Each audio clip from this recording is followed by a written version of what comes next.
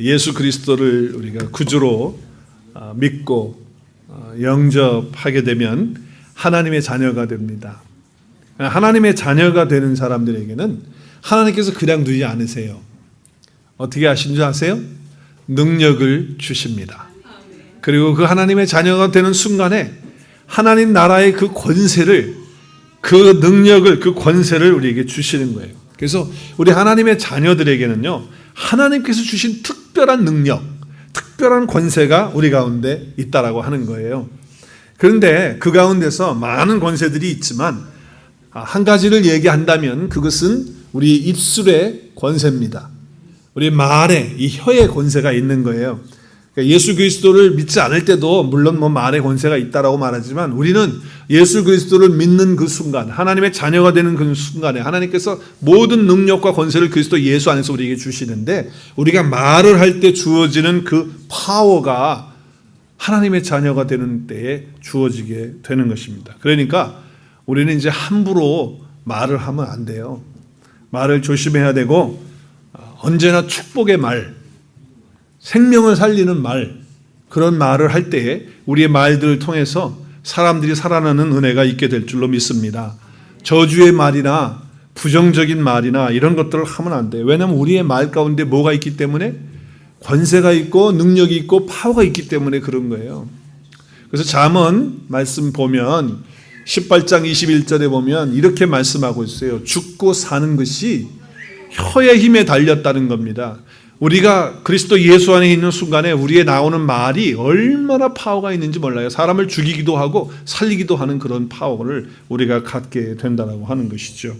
자, 그래서 우리 결국 인생을 아름답게 만드는 것은 어떻게 말을 사용하느냐에 따라서 결정이 난다고 하는 것이죠. 특별히 우리의 말 중에서 가장 능력 있는 말은 복음인 줄로 믿습니다. 우리가 하나님의 말씀을 전하는 입술이 될 때, 그 혀가 될 때 거기에는 엄청난 파워가 나오는 거예요. 우리의 복음으로 또 하나님의 말씀으로 생명을 살리는 그런 말을 할 수 있기를 주의 이름으로 축복합니다. 사람을 죽이는 말을 하면 안 돼요. 아무리 감정이 상해도, 아무리 속이 상해도, 아무리 답답한 일이 있다 할지라도 저주의 말을 하면 안 되는 겁니다. 특별히 예수 믿는 사람이 저주하는 그런 말을 함부로 쓰면 큰일 납니다. 워낙 우리가 파워가 있는 사람들이기 때문에 정말 그런 부분에 있어서 조심해야 돼요. 아무리 난감스러운 그런 상황에 처한다 할지라도, 아무리 열받아가지고 그 열이 김이 돼가지고 여기까지 올라와가지고 김이 힘을 탁 해가지고 뚜껑이 열리는 그런 상황이 된다 할지라도 우리의 말 속에 어떤 저주가 나가면 안 돼요. 정말 그런 상황이 되면 폭발하잖아요. 그래서 그냥 말 함부로 막 하고 막 저주스러운 그런 말을 하게 되는데, 그렇게 되면 안 된다고 하는 것이죠. 자, 그런데 오늘 우리가 읽은 본문 말씀에 보면 사도 바울이 갈라디아 교회에 편지를 쓰면서 놀랍게 해서는 안 되는 그런 말을 하세요. 오늘 8절, 9절 말씀 볼게요. 어떤 말을 하냐면 저주를 받을지어다 라고 말해요. 근데 한 번 말하는 게 아니고 오늘 밑줄을 2개를 쳤죠. 몇 번 말해요? 그러면요 2번을 지금 말하고 있어요. 저주를 받는다라고 하는 말을 하고 있어요. 조금 당황스럽죠. 아니, 어떻게 하나님 안에 있는 사람이 이렇게 저주를 받을지어다라고 이렇게 말할 수가 있는가? 물론 바울 사도의 타고난 그런 기질이 있어요. 자기 성격이 있고, 그래서 잘못된 것을 보면 못 참아요. 그걸 이야기를 해줘야 되고 또 바로 가르쳐서, 그리고 바로 잡지 않으면 견디지 못하는 그런 성격이 있지요. 그렇다 할지라도 그가 예수 그리스도 안에 있고 사도가 돼서 하나님의 말씀을 전하는 자라고 한다면, 아무리 화가 나는 일이 있어도, 감정적으로 그렇게 힘이 든다 할지라도 그 분노 때문에 저주를 받을지어다라고 이렇게 말을 하는 것은 참 당황스럽고 잘 이해가 되지 않는 거예요. 오늘 여기에 말씀에 보면은, 영어에 보면 accursed라고 이렇게 지금 NASB 성경에서는 이야기하고 있잖아요. New American Standard Bible에서는 그렇게 얘기를 해요. 근데 다른 버전에 봐도 NIV에서는 be eternally condemned 그렇게 얘기해요. 영원토록 심판을 받는다라고 하는 얘기잖아요. 그리고 또 킹 제임스나 킹 제임스도 지금 NASB하고 똑같이 번역을 하고 있고, 그리고 NLT는 be cursed라고 이렇게 얘기를 합니다. 그래서 저주를 받는다는 것이 분명한 거예요. 이 단어의 뜻을 보면. 그래서 저주를 받을지어다라고 이렇게 이야기를 하는데, 그러면 그 대상이 누구냐는 거예요. 누구한테 저주를 받으라고 그러는 거예요 지금? 누구한테? 다른 복음을 전하는 자들에게 복음을 전하는 그런 자들에게 저주를 받는 거예요. 그러니까 어떻게 보면 갈라디아 교회 성도들은 바울이 전도 여행 가운데서 사람들 만나서 복음 전해가지고 갑보디기아, 갈라디아 그쪽 지역에 가서 복음 전하시면서 거기서 세우게 지은 교회란 말이에요. 그런데 그 교회 성도들에게 저주받을지어다 하는 그런 목사가 어디 있겠어요. 제가 여러분들에게 아무리 감정이 폭발 올라와가지고 김이 모락모락 머리에서 난다 할지라도 어떻게 저주를 받을지어다 그렇게 말할 수 있겠어요. 그러니까 분명히 갈라디아 교회 성도들에게는 하지 않은 것이지요. 그렇다고 한다면 누구한테 했다고요? 다른 복음을 전하는 자들에게 했다. 그러면 다른 복음을 전하는 자들은 누구냐라고 하는 거예요. 그래서 사실은 다른 복음을 전하는 자들이나 또 갈라디아 교회 성도들도 지금 그 복음을, 다른 복음을 받아들여 가지고서 지금 변질되어서 넘어졌기 때문에, 또 그 사람들을 따라가는 그런 현상이 됐기 때문에 사실은 다 연결이 되어지는 거란 말이죠. 저주를 받게 되는 것이.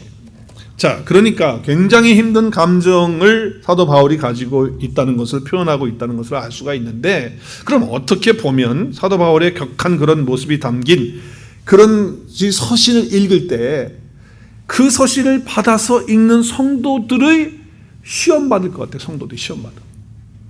그렇잖아요. 아니, 특별히 우리 한국적 상황에서 보면 더 많이 시험 받죠. 유교적인 사상 속에서 우리가 있는데, 그래도 목사 정도 되면 아무리 화가 나고 또 속이 편치 않다 할지라도 인격자가 돼야 되는 거 아니에요? 근데 그거를 못 참아가지고서는 저주를 받을지어다 하면서 감정 섞인 그런 걸로 해가지고 이렇게 표현한다 그러면은, 아유, 저게 무슨 목사야. 내가 이러니까 내 이 교회 안 나와. 이렇게 적극적으로 하시는 분이 있는가 하면, 좀 소극적으로 착하고 얌전하신 분들은 목사님이 왜 이렇게 감정이 격하실까? 목사신데. 이렇게 이제 하시겠죠. 어찌됐든지 간에 시험 받는 건 마찬가지예요.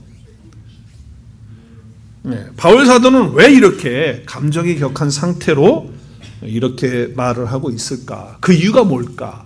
오늘 6절에 다시 한번 얘기를 하고 있어요. 6절 말씀에 보니까 우리 한번 읽겠습니다. 시작. 그리스도의 은혜로 너희를 부르신 이를 이같이 속히 떠나 다른 복음을 따르는 것을 내가 이상하게 여기노라. 지금 무슨 얘기하고 있습니까? 무엇 때문이라고 말하죠? 다른 복음을 어떻게 하고 있다고요? 따라가고 있다. 다른 복음을 따라가고 있다라고 하는 얘기를 하고 있습니다. 그러면 다른 복음이 뭐냐? 다른 복음이 뭐냐? 자, 오늘 그 앞부분에 보면 그리스도의 은혜로 너희를 부르셨다라고 하는 거죠. 그런데 거기서 속히 떠났다라고 하는 얘기를 해요. 그러니까 예수 그리스도의 은혜로 부르심을 받았다라고 하는 것인데, 지금 뭔가가 잘못돼서 떠났다라고 하니까, 그러면 이제 교회 떠났나 보다, 신앙생활 떠났나 보다, 이렇게 우리가 생각할 수 있겠는데, 사실은 그게 아니에요. 뭐 배교를 했다든지 신앙을 버렸다든지 아니면 교회를 떠났다라는 그런 얘기가 아니지요. 오늘 왜냐하면 갈라디아 교회 가운데 들어와 있던 성도들의 그 흔들었던 그 대적자들, 그러니까 다른 복음을 자꾸 전해주는 그런 자들은 누구냐면 유대주의자들이에요. 율법주의자들이라고도 하기도 하고 유대주의자들이라고 그렇게 말을 해요. 근데 그들이 예수님을 안 믿었느냐? 아니에요. 말로 예수님을 믿는다고 고백하고 다니는 사람들이에요. 그런데 그 사람들이 갈라디아 교회에 들어와 가지고서는 다른 복음을 전하고 있는 거예요. 그러니까 주이시 크리스찬인데 그들은 유대교가 가지고 있는 것들을 그대로 다 가지고 있고 아직 버리지 못하고, 그리고 그것을 가지고서 신앙생활 해야 된다라고 주장하는 그런 사람들이었다라고 하는 것이죠. 자, 그렇다고 한다면 오늘 이 말씀을 조금 더 이해를 잘 하려면 어떻게 해야 되느냐? 구약의 율법과 유대교라고 하는 그것을 구별할 수 있어야 돼요. 왜냐하면 율법과 유대교는 다른 거예요. 율법과 유대교는 달라요. 그것을 잘못 구별하면 이 복음의 본질을 잃어버리게 된다는 거죠. 자, 그럼 율법이라고 하는 것이 무엇입니까? 자, 율법이라는 게 뭐예요? 그러면 여러분, 율법이라는 게 뭡니까? 라고 대답하면 여러분 답이 뭐예요? 율법은 하나님의 백성들에게 백성으로서 마땅히 살아야 될 것들을 가르쳐 주신 거죠. 그런데 하나님이 그 율법을 주실 때 그 하나님의 백성인 이스라엘 백성들이 다 온전히 지킬 것으로 믿고 알고 그 율법을 줬느냐? 그렇지 않아요. 못 지킬 거 알면서 그 율법을 주셨어요. 인간의 힘으로 이스라엘 백성들이 아무리 하나님의 자녀가 되고 백성이 되었다 할지라도 그거 다 못 지키는 거 하나님 아시거든요. 그럼에도 불구하고 그 율법을 주셨다고 하는 것이죠. 자, 근데 율법을 다 지키지도 못하는 걸 왜 주셨냔 말이에요. 자, 율법을 우리가 지키자 하면서 자기 의지를 가지고 노력을 가지고 열심히 하는데 돼요, 안 돼요? 이게 안 되거든요. 그럼 안 되면 나 자신을 믿을 수가 없구나. 이거 왜 안 되지? 이거 참 힘들구나. 그러면서 하나님을 생각하게 되고 하나님의 은혜를 찾게 되고 하나님의 긍휼을 구하는 자가 되는 거예요. 그래서 하나님 앞에 나올 수 있도록 나는 정말 죄인이구나. 하나님의 말씀을 다 지킬 수 없는 그런 부족하고 연약하고 그리고 깨어질 수밖에 없는 연약한 죄인이라는 사실을 알게 되면서 뭘 구하느냐? 하나님의 은혜를 구하는 자리로 나오는 거예요.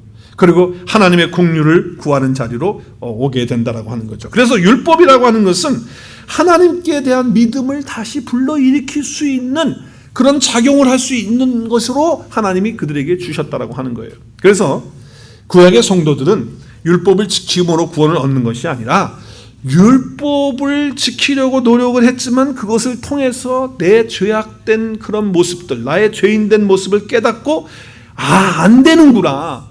하나님을 더 의지해야 되고 하나님 앞에 나가야지만 되겠구나 라고 하는 것을 가지고 바라보면서 그들이 구원을 받게 되고 하나님의 은혜를 받게 된 것이죠.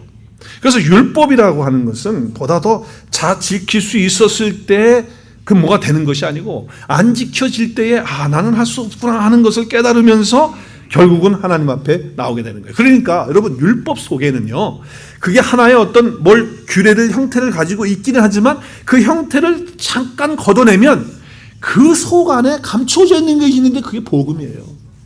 그게 하나님의 은혜예요. 하나님의 은혜가 복음이잖아요. 거기에 감춰져 있거든요. 그런데 사람들은 그 감춰진 것을 모르고 율법을 지킴으로 행함으로 구원 얻을 것으로 생각을 했던 거예요. 근데 안 되거든요. 안 되잖아요. 그래서 결국은 뭐예요?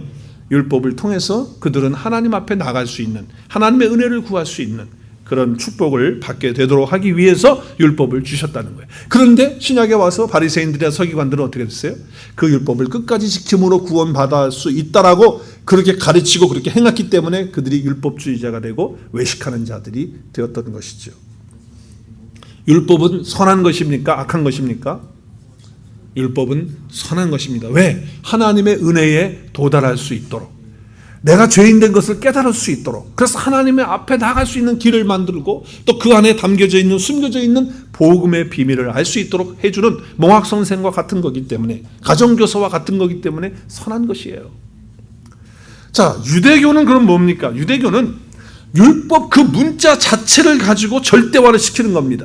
그래서 그 한 절 한 절을 갖다가 다 조항 하나하나를 문자 그대로 다 지켜야지만 구원을 받을 수 있기 때문에 그렇게 해야 된다라고 하는 거예요. 그러니까 율법 자체의 그 문구가 절대화가 되어져 있는 그런 사람들입니다. 그런 종교가 바로 유대교예요. 그러니까 어떤 그 안에 들은 율법 속에 감추어져 있는 하나님의 은혜나 긍휼이나 복음에 대해서는 전혀 깨닫지 못하고 그저 우리가 행함을 통해서 무엇인가 이루겠다고 하는 거예요. 그게 유대교의 가지고 있는 그런 것입니다. 자, 그렇기 때문에 이 유대교가 나오게 된 것은 포로 이후에 더 강하게 나오게 됐어요. 그래서 바벨론 포로 이후에 하나님의 말씀을 우리가 무시했기 때문에 우리가 포로로 잡혀가고 나라가 망했다. 그러니까 우리가 하나님의 말씀을 더 철저하게 지키는 그 일에 열심히 하자. 그래서 나름대로 또 만들었어요. 율법 말고도 또 다른 율법을 또 만들었어요. 613개를 만들어가지고 우리가 철저하게 지키자. 안식일에는 몇 걸음까지만 가고, 그리고 할례는 어떻게 받고, 그리고 뭐 또 절기는 어떻게 지키고, 하여튼 철저하게 자기들이 지키겠다. 왜? 지켜야 구원을 받으니까. 그래서 만들었어요. 우리 화면을 좀 볼까요? 두루마기로 처음에 만들었겠죠. 근데 요즘에는 이제 아주 책으로 나왔어. 그래서 뭐 이름이 뭐라고요? 미츠보트라고 하는 613개의 규정을 만들어 놓고 이것을 지켜야 구원을 얻을 수 있다라고 하는 데가 어디라고요? 유대교예요. 그게 유대교라고요. 자, 그래서 율법주의자들과 유대주의자들은 모든 율법과 절기를 반드시 다 지켜야 구원에 이를 수 있다라고 하는 것이에요. 그래서 지금 교회 안에, 갈라디아 교회 안에 들어온 사람들은 예수님을 믿는다고는 하는데, 말은 그렇게 하는데 실제적으로 뭐예요? 예수님 믿는 거 믿어라. 근데 믿는 것만로 안 된다. 이 613개를 철저하게 지켜나가야 우리가 구원에 도달할 수 있다라고 하는 것을 갈라디아 교회 성도들에게 자꾸 가르치고 있는 거예요.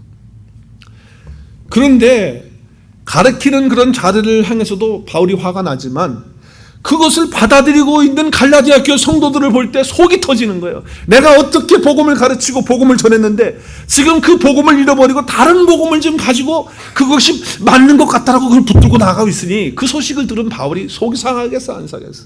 속이 상하는 거예요. 그래서 갈라디아서 나중에 3장에 보면 뭐라 그러는 줄 아세요? 너희들이 성령으로 시작했다가 육체로 망하려고 그러느냐. 얼마나 화가 났는지 바울이 그렇게 이야기를 하고 있다라고 하는 것이죠. 자, 우리 예수 믿는 사람들이 그 당시에 그 유대주의에 있는 사람들은 어떤 거냐면 이런 거예요.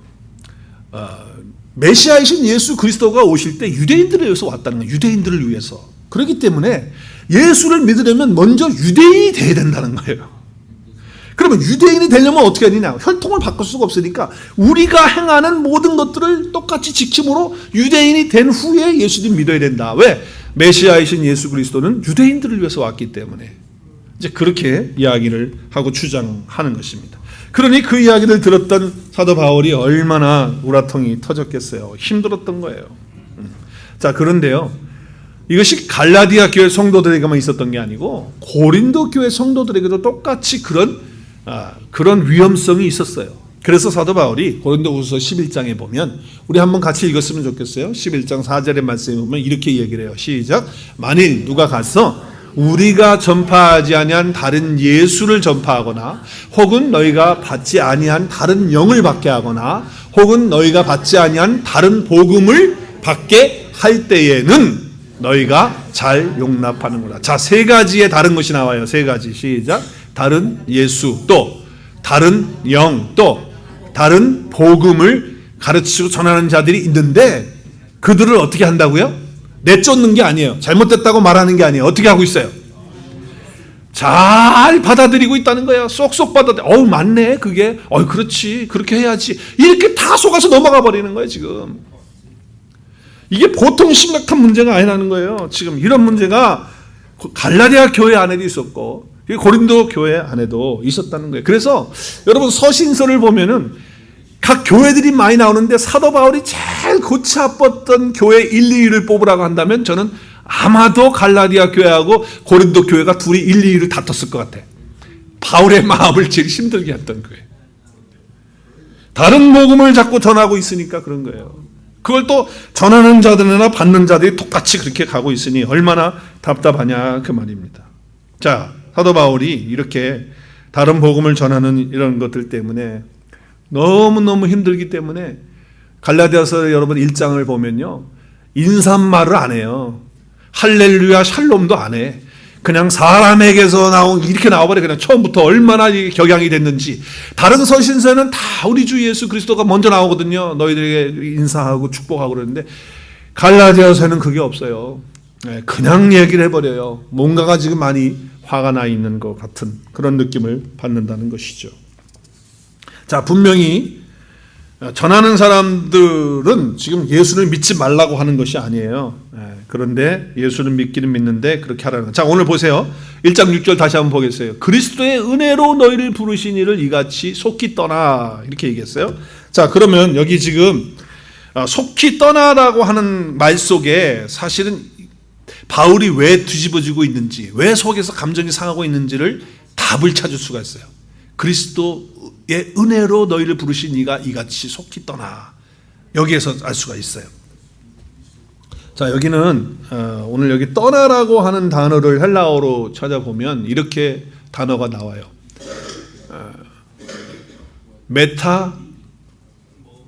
메타티데미라고 하는 단어예요. 근데 이 단어의 뜻은 뭘 옮기다, 바꾸다, 변경하다, 변절하다는 뜻이 있어요. 근데 원래의 그 어근의 의미는 무슨 의미가 있냐면 군대에서 탈영을 한다라고 하는 의미가 있어요. 여러분, 군대에서 탈영하면 어떻게 되는 줄 아시죠? 영창 가고요. 옛날에는요, 사형감이에요. 그래, 이게 정말 엄청난, 지금 너희들이 떠났다 그러니까 뭐 교회 떠나고 뭐 잠깐 신앙생활 안 한 그런 차원이 아니고 지금 군대에서 탈영하는 그런 차원으로 지금 쓰고 있는 거예요. 자, 그러니까 우리가 뭐 신학자들 간에 뭐 좀 이슈들이 있잖아요. 뭐 칼빈이 뭐 예정론, 선택론을 얘기하고 또 알미니우스가 뭐 자유의지론을 얘기해서 견해가 조금씩 다른 뭐 그런 차원의 것이 아니에요. 지금 이거는 그 정도가 아니라 뭐예요?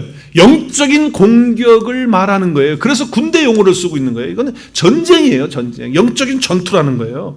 보통 심각한 문제가 아니라는 거죠. 그래서 군인이 군대에서 탈영하는 것처럼 그 정도로 심각한 문제라는 거예요. 이게 그리스도인들에게는 엄청난 영적인 그런 전쟁 가운데 있는 그것을 얘기하는 거예요. 자, 그렇기 때문에 오늘 아까 8절 9절에서 두 번씩이나 저주를 받을 자다 얘기하는 거예요. 어떤 사람에게 향해서 바울이 저주를 받을 자다 하는 게 아니고 지금 영적 전쟁을 쥐고 있는 사람, 그 사람들의 다른 복음을 전하게끔 뒤에서 부추기고 뒤에서 서포트하고 뒤에서 속이고 있는 자가 있단 말이에요. 그 악한 영이잖아요. 사단 마귀잖아요. 그를 향하여 지금 바울은 뭐라고 말하는 거예요? 저주를 받을 자다 말하고 있는 거예요. 이게 영적 전쟁이에요. 군대에서 사용하는 용어를 쓰고 있다고요. 심각한 거예요 지금 이게. 그래, 갈라디아 교회 성도들에게 다른 복음을 전하는 유대주의자들이 단지 견해가 다른 것이 아니고 어떤 의도가 다른 것이 아니고 완전히 신앙을 파괴하고 잘못된 길로 가게 하는 영적인 공격이 이 사단 마귀가 지금 하고 있기 때문에 그 마귀를 향하여 저주를 받을 자다라고 이야기를 하고 있다라고 하는 거예요. 바울이 감히 누구 사람한테 너 저주받아라고 하실 그런 분이겠습니까? 그게 아니라는 거죠. 자, 오늘 7절 말씀에 계속해서 보면은 다른 복음은 없나니 계속해서 다른 복음에 대해서 얘기하죠. 다만 어떤 사람들이 너희를 어떻게 했다고요? 이 교란하게 하는 놈이 누구예요? 이 놈이 누구예요? 사단 마귀잖아요. 사람들을 사용해서 교란하게 하는 놈이 있다 이 말이에요. 이 놈이 저주를 받을 놈이다 그 말입니다. 왜? 그리스도의 복음을 변하게 하는, 여기 변케 한다는 게 변질되게 하는 거예요. 그리스도의 복음을 흐리멍텅하게 해놓는 거예요. 예수 그리스도의 복음이 안 보이게 만들어 놓는 거예요. 그 눈을 가려놓는다 그 말이에요. 이게 보통 심각한 문제냐 말이죠.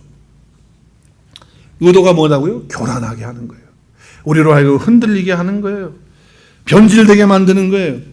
그래서 여러분, 우리가 신앙을 말할 때도 말이죠, 지금 보면 예수님 믿는다 그러면 다 믿는다고 그러죠. 네, 예수님 믿습니다, 뭐 그렇습니다 이렇게 말하지만 사실은 참된 복음이 아닌 때가 얼마나 많은지 몰라요. 그가 믿고 있는 그 복음이 변질된 복음이 얼마나 많은지 모른단 말이죠.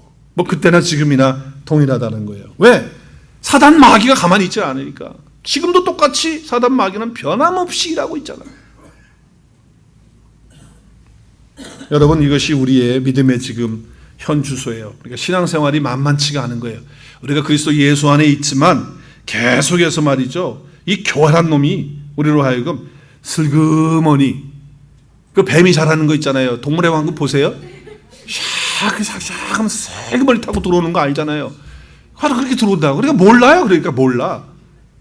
그걸 감지를 못하게끔 그렇게 한다고요. 그 교회 안에 들어온다니까요. 교회 안에 믿는 자들 속에 들어온다고요.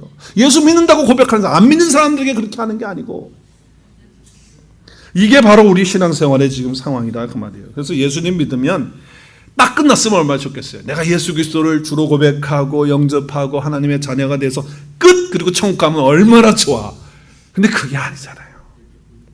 계속적으로 천국 백성이 되었다 할지라도 우리는 우리의 믿음이, 우리의 복음이 변질될 수 있도록 노출되어 있다. 누구에게? 사단 마귀에게 노출되어 있다 그 말이에요. 그래서 사도 바울은 뭐라고 단호하게 얘기하냐면, 한번 따라하겠습니다. 다른 복음은 없다.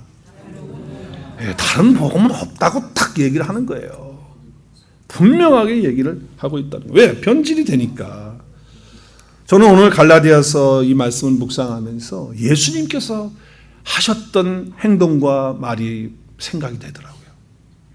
여러분, 마태, 마가, 누가, 요한에 보면 예수님께서 이제 성전에 올라가셨는데, 성전에 가셨는데 성전에 들어가자마자 성전 뜰부터 난리가 난 거예요. 시장 바닥이 됐어요. 그렇죠? 그래서 뭐 했어요?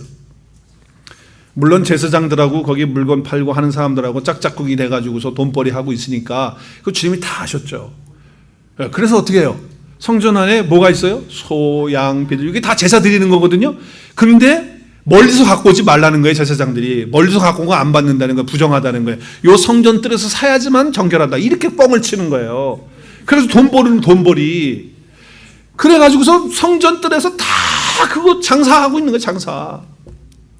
그거를 주님이 다 하신 거예요. 그 돈 바꾸는 사람들이 앉아있고. 그래서 주님이 어떻게 했어요? 바울처럼 똑같이 속에서 올라왔어요. 견딜 수 없는 거예요. 그래서 노끈으로 채찍 만들어서 어떻게 해서 사람을 때렸어요? 사람은 안 때렸죠. 양, 소, 염소, 그죠? 그것들 다 바깥으로 왔고. 그리고 돈 바꾸는 상을 어떻게 했어요? 엎어버렸어요. 야, 주님은 참 성질 대단하죠.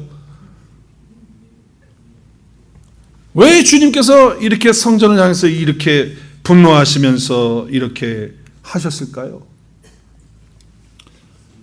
바울이나 예수님은 복음이 흐려질 때 이렇게 하셨거든요. 근데 우리는요, 복음이 흐려지고 뭐 변질되는 거에 대해서는 전혀 화 안 나. 화가 왜 나? 그냥 그러고 나도 그냥 편안해, 우리는. 그런데 나한테 조금만 손해를 끼치는 일이 생겼다. 저 사람이 나한테 조금 자존심을, 비율을 건드는 말을 했다. 우리는 거기에 어떻게 합니까? 목숨 걸고 그거를 갖다가 엎어버리려고 하는 게 우리다, 그 말이에요. 예수님하고 바울은요, 나의 자존심 건드는 거, 내가 손해보는 거 전혀 개의치 않고, 그러나 복음이 변질되는 것에 대해서는 견디질 못하는 거예요. 저와 여러분이 그렇게 될 수 있기를 주의 이름으로 축복합니다. 그렇게 돼야 돼요.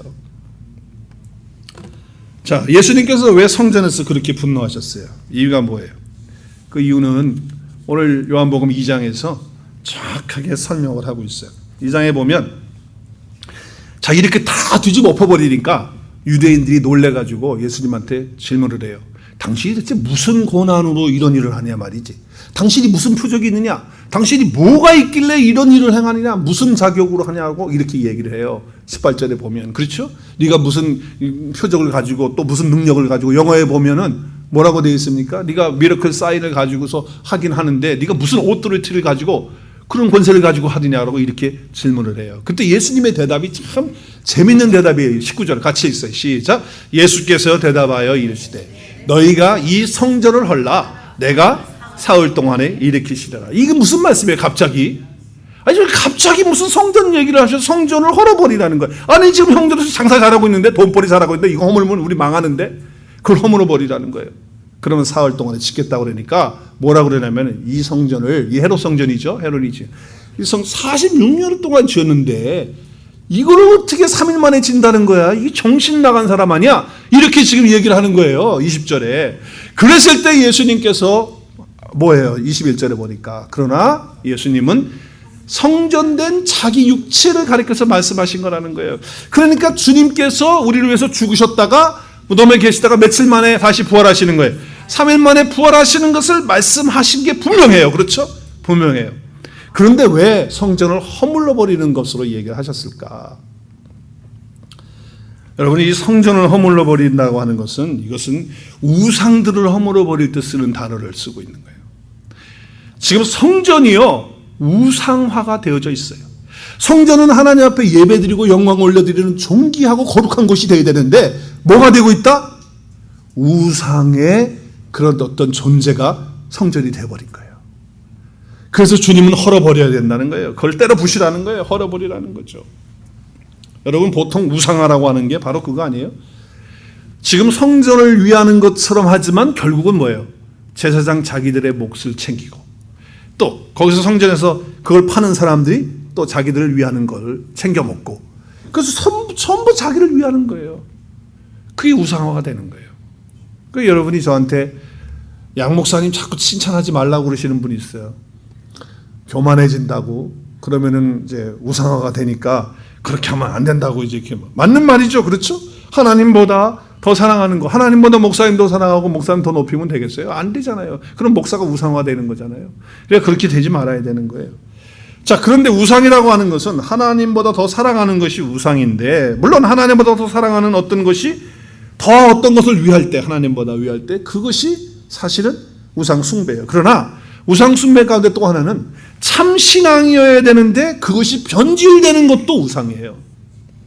우리가 하나님보다 더 사랑하는 것도 우상이지만 하나님의 말씀이 변질되고 복음이 변질되는 것도 우상이라고 하는 거예요. 지금 성전이라고 하는 것이 변질이 됐어요. 그래서 뭐가 됐어요? 우상이 돼버린 거예요. 그래서 주님은 허물어버리라는 거예요. 여러분, 구약의 대표적인 우상은 뭡니까?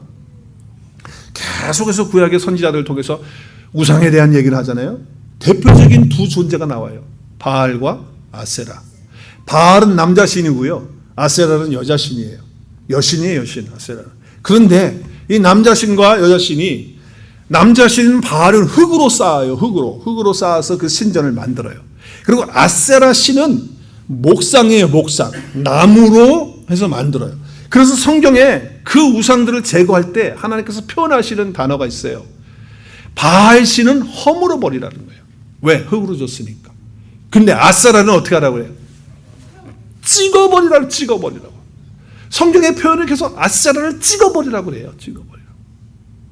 그런 표현을 쓰고 있다고 하는 거죠. 자, 그러면 이스라엘 백성들이 여러분 구약 성경을 읽으시면 바알과 아세라와 하나님을 같이 섬겨요.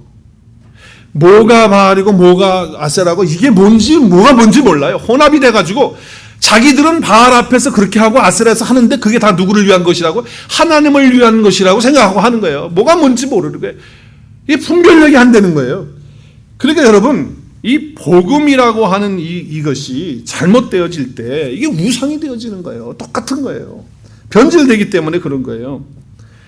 그래서 여러분 다른 복음이라고 말할 때 이 복음은 변질되는 것인데 바로 그것이 우상화다라고 하는 것이죠. 이 바알신과. 그래서 구약 성경에 보면 하나님을 섬기느냐 바알을 섬기느냐 할 때 그들이 다 같이 동시에 섬기고 있는 거예요. 자, 그래서 여러분 이 우상화가 우리 가운데 오게 되면 참 심각한 이제 증상이 나타나게 되는데 그것이 이제 변질되어지는 거예요. 그래서 오늘 사도 바울이 오늘 10절에서 이렇게 얘기하고 있어요. 사람에게 좋게 하랴 하나님께 좋게 하랴. 내가 사람을 기쁘게 하랴 또 하나님을 기쁘게 하랴라고 하는 이런 말씀을 하고 있어요.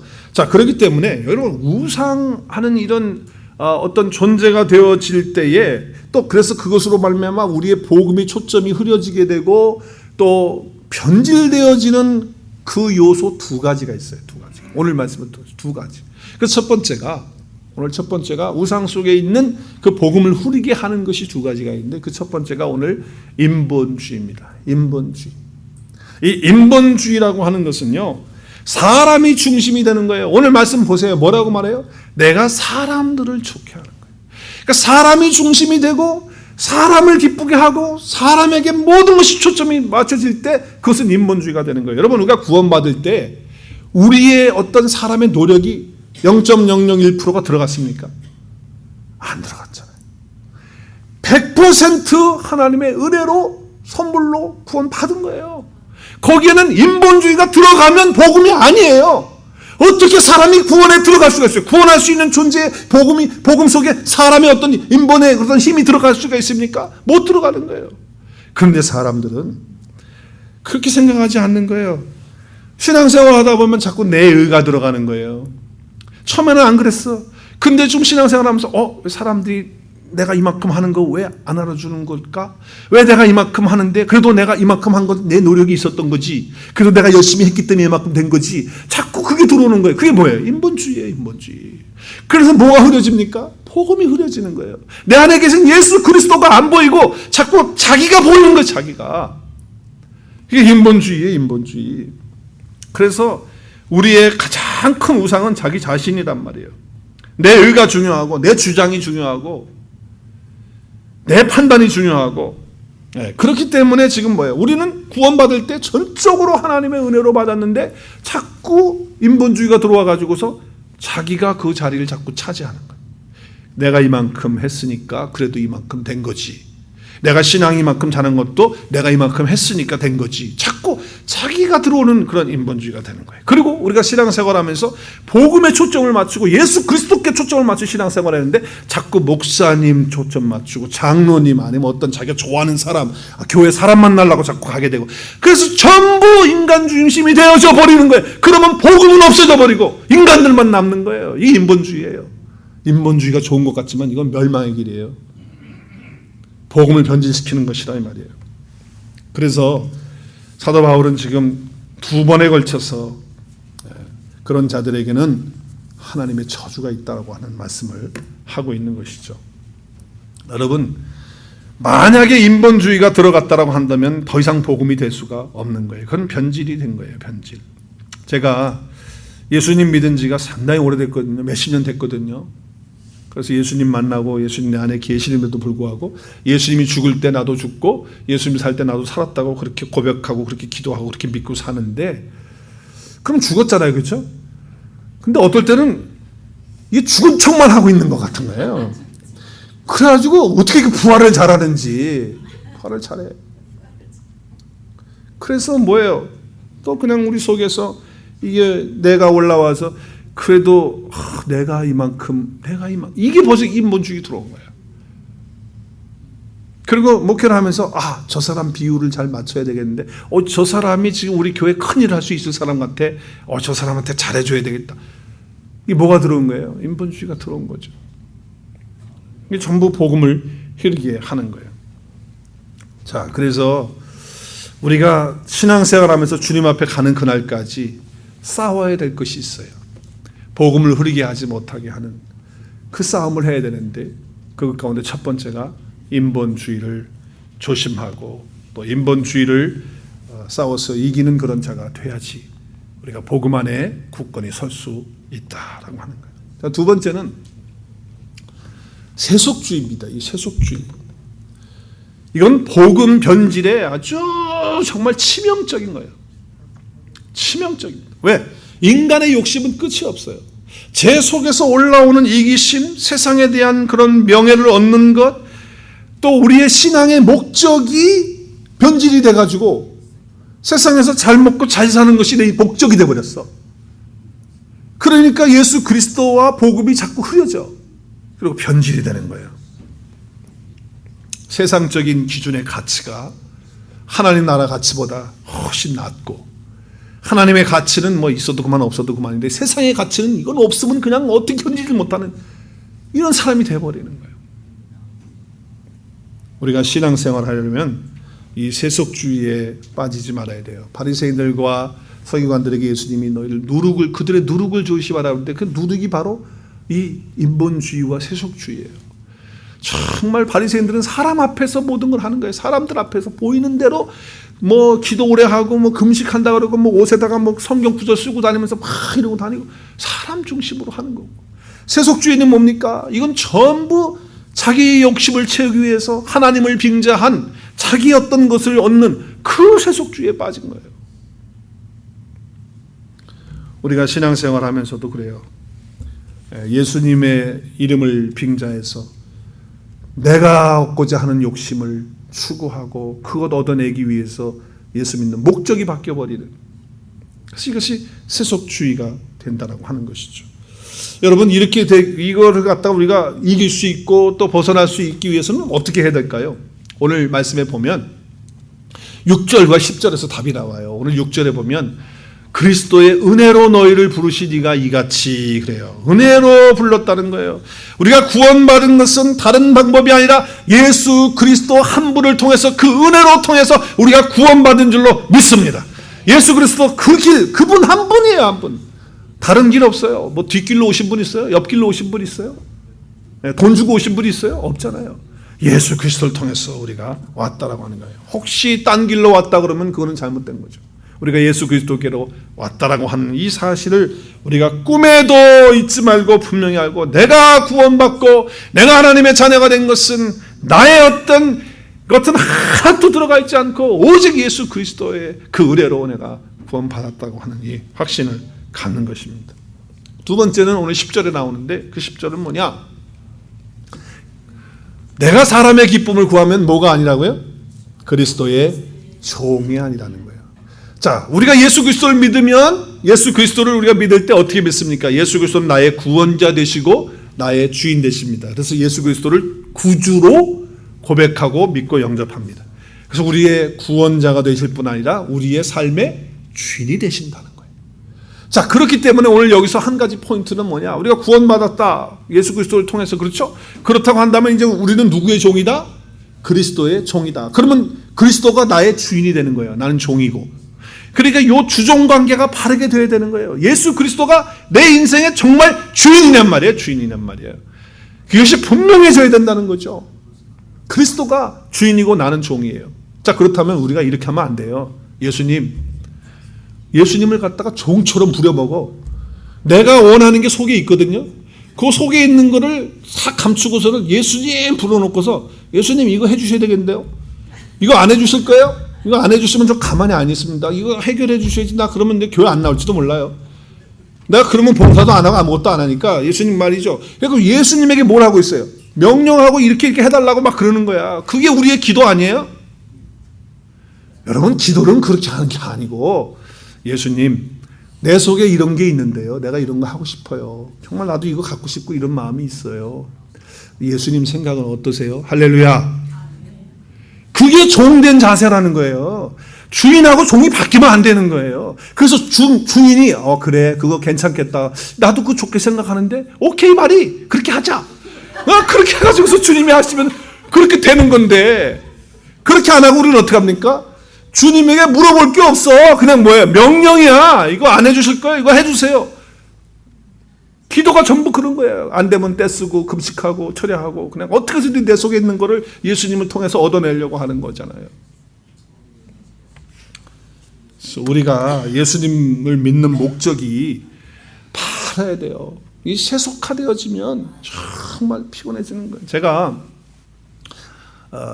인터넷에서 동영상 하나를 봤는데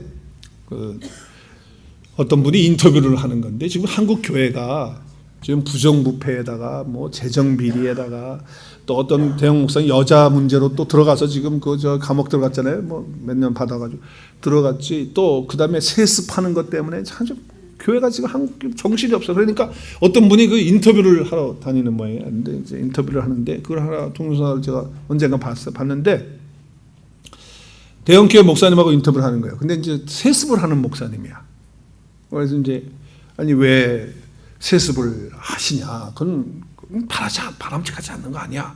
그랬더니 그 목사님이 뭐라 그러시냐면, 삼성그룹 안 보냐? 이건희가 자기 아들 이재용이한테 다 물려줬는데 그게 무슨 문제가 되느냐? 이렇게 얘기를 하는 거예요. 그러니까 기자가, 그러면 지금 담임하고 있는 그 교회가 목사님 겁니까? 목사님 겁니까? 지금 어떻게 교회가 대형교회 되면 기업이 되는 겁니까? 그러면은 회장이 되는 거네, 목사님은. 그죠? 목사님이라고 부르지 말고 회장이라고 불러야지. 그리고서 나중에 인터뷰를 하면서 끝에다가 뭐라고, 끝에 무슨 질문을 하냐면, 기자가, 제가 그 질문을 보면서 낯이 뜨거워가지고 얼굴이 뜨거워서 내가 못 보겠는 거야. 너무 망신스럽고 창피한 거야. 그 기자가 목사한테 질문하는 질문이. 죄송합니다. 제가 목사한테 정말 죄송해요. 기자가 이렇게 질문해요. 목사님은 예수님 믿으십니까? 그 질문을 하는데 제가 얼마나 막 낯이 뜨겁고 창피하고, 내가 목사니까 여러분은 그거 못 느낄 거야. 같은 목사가 되면 느껴. 야, 정말.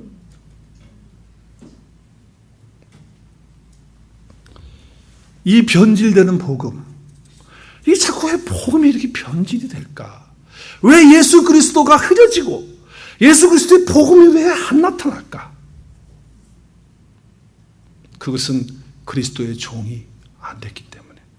구원을 받았는지 모르겠어요. 그래서 주님을 구원자라고 말을 했는지 모르겠어요. 그러나 그 예수 그리스도가 정말 자기 삶의 주인이 안 돼 있는 거예요. 자기가 여전히 주인 돼서 예수 그리스도를 종처럼 부려먹고 있는 거예요. 그래서 예수 그리스도를 빙자해서 자기의 야망을 이루는 거 아니냐 말이에요.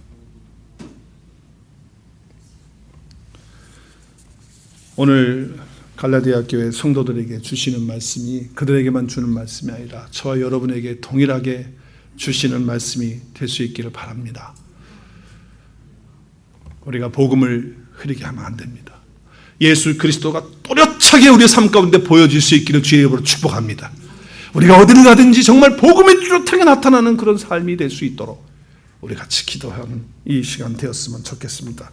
그 두 가지가 뭐라고요? 우리의 복음을 흐리게 하는 그 두 가지가 인본주의와 세속주의가 우리를 그렇게 만든다고 하는 것입니다. 우리가 정말 복음 가운데서 예수 그리스도를 구주로 고백하면서 그분이 정말 주님 되신 그런 삶의 모습을 우리의 삶을 통해서 나타내면서 복음이 변질되는 것이 아니고 복음이 능력 있게 나타나고 복음이 뚜렷하게 우리의 삶을 통해서 우리 오늘의 길을 통해서 나타나는 축복이 있어지기를 우리 주 예수 그리스도의 이름으로 축원합니다.